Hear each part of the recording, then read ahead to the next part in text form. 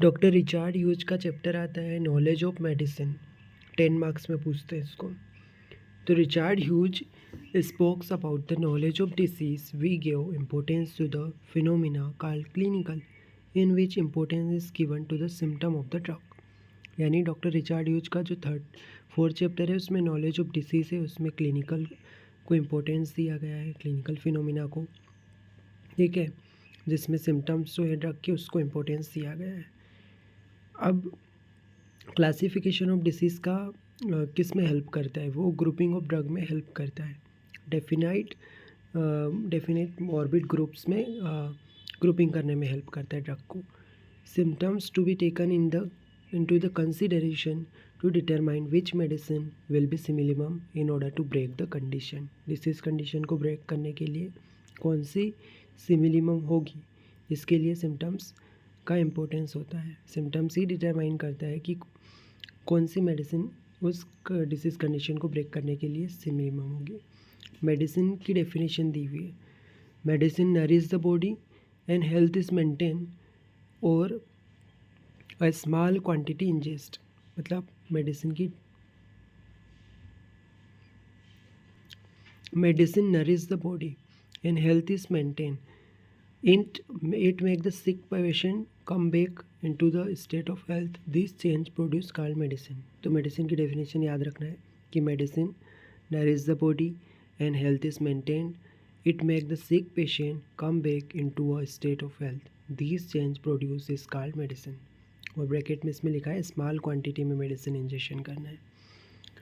To ascertain the disease condition it can favorably modify by two way, empirical and rational way। If we take empirical method of prescribing, most of the medicinal use are found just by chance or by luck। तो empirical way में by chance by luck cure हुआ आता है, ठीक है। अगर empirical way है तो by chance by luck है। Example, Syncona for the ague fever, Spongia for the goiter। These are the empirical method। And rational mode of selection of remedy is done by the process of drug proving। तो process of drug proving से जो होता है वो rational mode है। Doctor Richard Hughes emphasis also the pseudo rational way. Pseudo rational way यानी doctrine of signature. तो 3 तरीके बताए, एम्पेरिकल, रैशनल और pseudo rational. Rational drug proving पर बेस्ड है, एम्पेरिकल बाय लक और pseudo rational doctrine of signature. He says that polypharmacy and lack of individualization was the essence of the treatment। मतलब all time में polypharmacy और lack of individualization essence of treatment था। The only trustworthy source is by proving the medicine on healthy human being. Trustworthy source कौन सा है, prove करो healthy human being पे। Richard Hughes says that the effect of the drug can be ascertain in lower animal and in the man. तो Richard Hughes कहते हैं कि effect of drug को लोअर एनिमल और ह्यूमन पे, main पे अपन क्या कर सकते हैं, उसको असर्टेन कर सकते हैं ड्रग की एक्शन को। एनिमल ने रिजेक्ट किया है एनिमल प्रूविंग को। The effect of drug are different on animal on man and on man. Example, pig ingest large quantity of nux vomica which causes the injury only and men have killed with 15 grains। तो man किल हो जाता है 15 grain के साथ और pig को केवल injury होती है लार्ज क्वांटिटी में भी। In homeopathy it is very important to ascertain the mental symptom of the person in disease. तो मेंटल सिम्टम लोअर एनिमल से नहीं मिल सकते, इसीलिए ह्यूमन प्रूविंग करते हैं।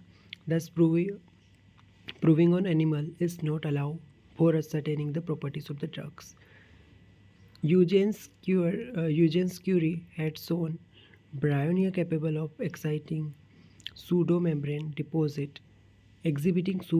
deposit in Drosera that of tuberculin। तो यूजेंस क्यूरी ने बताया कि ब्रायोनिया में क्या कैपेबिलिटी है, क्या एग्जिबिट कर सकती है वो सूडो मेम्ब्रेन डिपॉजिट और ड्रोसेरा जो है tubercle. The action of a drug on human body are main source of knowledge। Main source of knowledge क्या है, नॉलेज ऑफ अपन मेडिसिन, तो human proving. Richard Hughes says that knowledge must be gain by these source and elsewhere by observation and experiment। Observation in the field of poisoning of healthy and overdosing of a sick person requires separate discussion. तो poisoning के लिए separate discussion करना पड़ेगा. इस chapter में अपन केवल proving का पढ़ रहे हैं, हेल्दी ह्यूमन का. Poisoning are limited to a small class of drug which have the virulence by the product such effect. Violent disturbance. Poisoning में वायलेंट डिस्टर्बेंस रहता है, वायरुलेंसी ज़्यादा रहती है. Overdosing is practice in traditional medicine. Traditional medicine में overdosing होती है. The object of antipathy and allopathic are to produce a large physiological action of the drug and development of collateral effect. तो allopathy antipathy का object of treatment क्या है? Large physiological dose दिया जाता है, development of collateral effect. Experiments effect of medicine on healthy body with any admixture of foreign substance. Alexander and Stock had tested many substances to ascertain their doses and effect but without any success. Alexander और Stock ने बहुत सारे attempt करे ताकि वो drug ascertain कर सके drug proving को, पर वो सक्सेस तक नहीं पहुंच सके. उन्हें टेस्ट किया मैनी सब्सटेंस को ताकि उसके डोसेस को और उसके इफेक्ट को असरटेन कर सकें. Hahnemann started proving drugs on himself and also on his family member.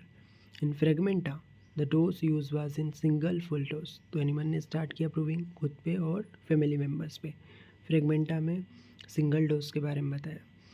Every substance which were inert in their crude state were roused in activity by this peculiar process of dynamization. जो भी substance inert होता है उसको crude form में रहता है, उसमें क्या आ जाएगा? पेक्यूलियर प्रोसेस ऑफ डायनामाइजेशन से एक्टिविटी आ जाएगी.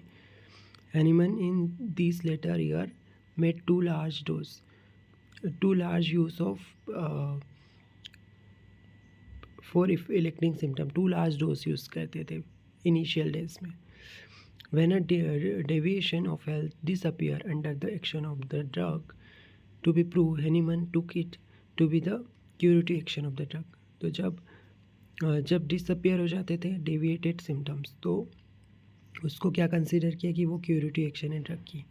Thus the British Homeopathic Society along with the American Institute of Homeopathy took up the work to construct the new MM.